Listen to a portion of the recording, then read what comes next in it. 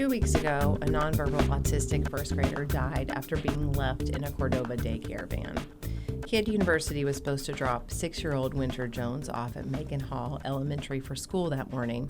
Instead, she was found hours later in the van and rushed to an area hospital, but she did not survive.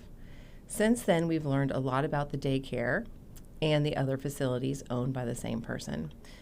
I'm Mary Casciola. Today, I am joined by longtime reporter Jody Callahan to talk about how this continues to happen. Jody, thanks for being here. Thanks for having me, Mary. So I've been a little bit reluctant to talk about this story because, if I'm honest, I find it incredibly upsetting just as a human being. So I will try to keep my emotions in check because they're not going to help anyone here. But I do want to say that at the start that I feel like this is a really important story and we just haven't talked about it because I haven't wanted to. You're not wrong. This story, I've been doing this job for 30 years now, and this story has affected me like few others. Mm-hmm. This beautiful, sweet child should have been able to grow up, live out her hopes and dreams, Right. loved by her family and friends, and because of a massive series of failures on the part of adults, she'll never get to grow up now. Right. It's breaking my heart every time I write about this. Right. I mean, it's just so upsetting, like for the family, if you put yourself in their shoes and saying, like, this is someone who is extremely vulnerable. But I guess we just have to, so let's go through it. So what happened? Well, this is based on an inspection by the Tennessee State Department of Human Services. Mm-hmm. They've determined, the father, Brian Jones, told me that, as always, he dropped his child off at the daycare center.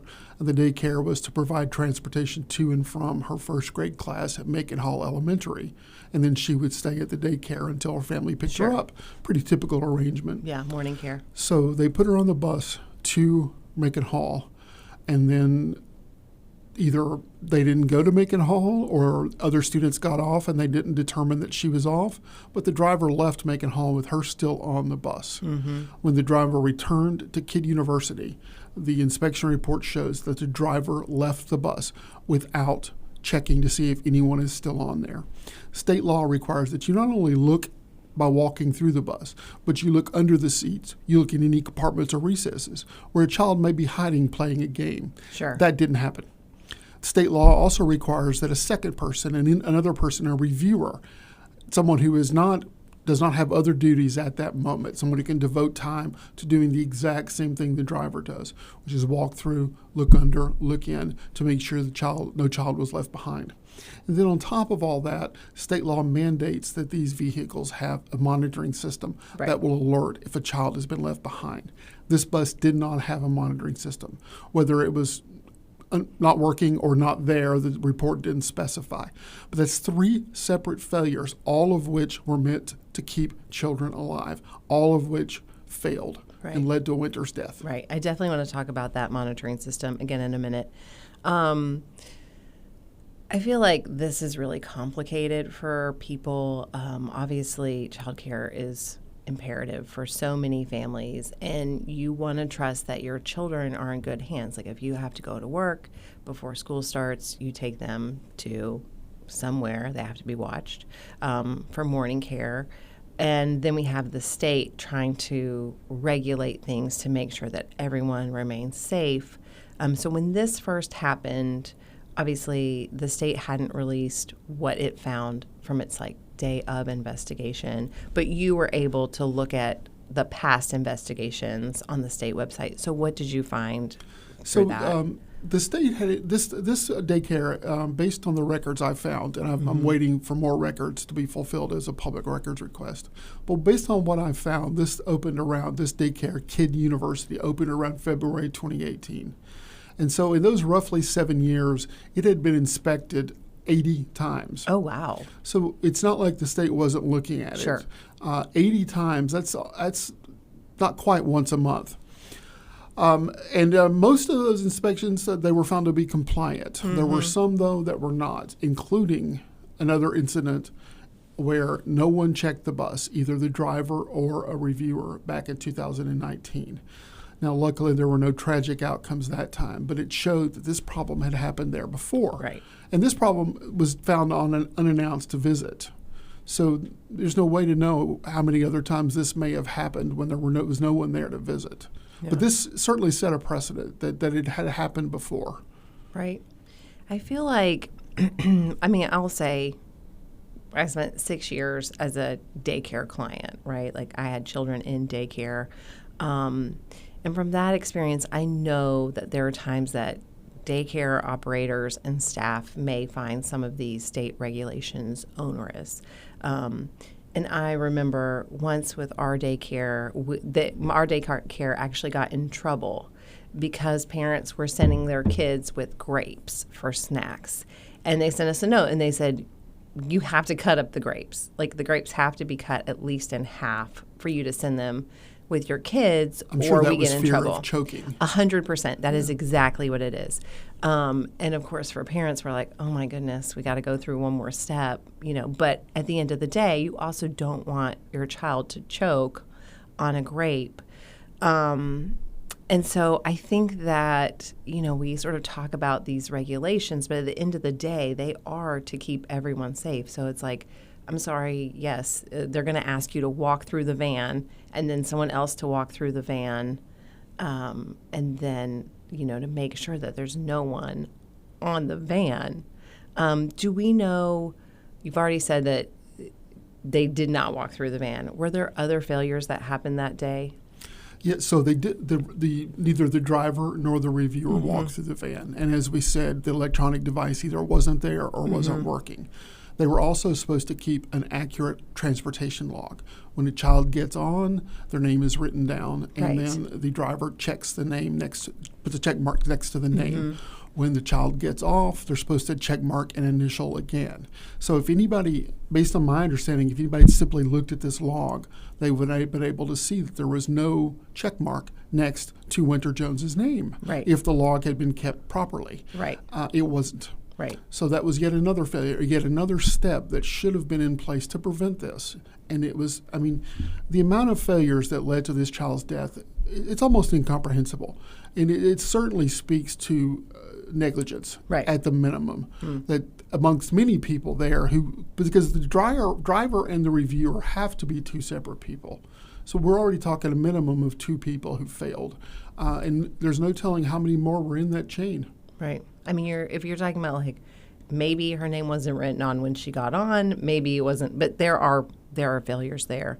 I wanted to talk about this. We said we talk about the alarm because you and I have both been in the city a while, and I remember late 90s, early aughts, Memphis had a rash of daycare van deaths. Like it just kept happening. And it was like, how is this possible? And at the time there was state legislation put in place to basically say, we're going to put these alarms on these vans and the alarms are going to go off and they're going to be at the back of the van and you have to walk through the van to manually turn the alarm off. So I just, we know that this one either didn't have an alarm, or it wasn't working. And you sort of think like, this seems kind of, silly that you have to require people to go to the back of the van and turn it off. But here we are. I guess I just can't overstate that. No, it just massive failures. Okay, so since the state's investigation, Cordova University has given up its license. What does that mean? So I checked with the state to see if this could be something that could be rescinded, and it's not. Once they've surrendered the license, they can't get it back unless they go through the entire licensing process over again. Okay. So now that's certainly something that could happen, but Cordova University, as it is now, cannot reopen now that they've surrendered the license. Right. So it is effectively shut down. Kids are not going there. Indeed. Okay. And what about... And the state said that there were roughly 77 children enrolled there when they shut down. Oh, gosh. It's like you do not want a facility open that is unsafe, but also now we're like thinking about 77 families trying to find who are something trying else, to find childcare and being scared about the safety of the other places they find. Right. I mean, 100%. It's just so complicated. What about the other facilities that are owned by the same owner as Kid University? So the owner of Kid University is a woman named Raven Marshall Lewis. She has been active in childcare for more than 2 decades. Oh, wow. And at times she's owned as many as 10 daycare centers in the Memphis area based on some information I found. Right now, I've found that she still owns 6 others, all of which are open. And combined, those 6 centers have the capacity of 915 children, although not all of them are full. There are vacancies, but still, 915 kids can go there. And those centers have also had problems. Right. One of the ones, called Classy Kids Academy, they've had a litany of issues, including with buses. One of their buses, the door was being held on or held closed with a bungee cord. Now, that is just massively unsafe when you've got children on a bus. And this bus is moving, and the door is being held in place with a bungee cord. Right. That same bus, its what they call kitty voice alarm system was not working. Okay. What is the kitty voice? That's one of the brand names of the alarm system, Okay. Kitty voice. That's how it was described for that. It was not working. Oh, I see.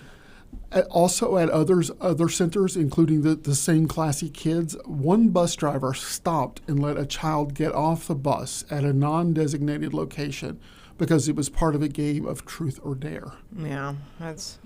I just can't imagine what goes through a bus driver's mind when you've got these children in your care and you do something as foolish as that. Sure. It is just astonishing. You had other failures, and a different one where you were talking earlier about children choking. You had infants that were not being properly looked after, either right after they had eaten, where they might need burping, or when they were put in their cribs to sleep. They were not properly checked every 15 minutes to make sure they were all still breathing. Right. There were no health issues. The state law requires every 15-minute check. That was not being done. So again, most of these other facilities were checked hundreds of times when you add it all together. But and certainly many of the situations they were compliant with state rules. But the ones where they weren't could potentially have had equally devastating consequences. Right. Right. Well, let's talk about that, because what is your sense of what happens now? So the last time this happened in Memphis was a 1-year-old boy named Carson Flowers, who had been left in a driver's personal van for hours at a daycare called Education is the Key. In that situation, the boy died, and ultimately the owner of the facility and the driver of the van were both indicted. Now, they were both given diversion. Neither one of them spent a day in jail over this. The lawyer for the family in that case, for the little boy's family, reached out to me and told me how angry that family was that nobody went to jail for their child's death, which seems eminently reasonable to me. So in this case, my expectation would be that an indictment will be forthcoming. Now, the previous one took 4 months for the grand jury to meet and hand it down. So I can't guarantee that there wouldn't be an arrest in the meantime, but it seems like with everybody wanting to dot their I's and cross their T's, they're going to do everything straightforward and by the book, which I would expect to be an indictment. Now, I certainly can't predict who's going to be indicted, but based on the last time this happened, the owner was indicted and the driver was indicted. So you're also probably going to see something about the person who was tasked with reviewing that failed to do that. Right. So my expectation as someone who's covered law enforcement for a long time is there will be multiple indictments coming out of this, but it may take a while. Jody, thanks for being here. Thanks for having me, and I know we both would much rather have talked about something other than this today. That is true. If you are listening in, stay tuned. More news is next. And if you're watching the interview on YouTube, please join us again tomorrow.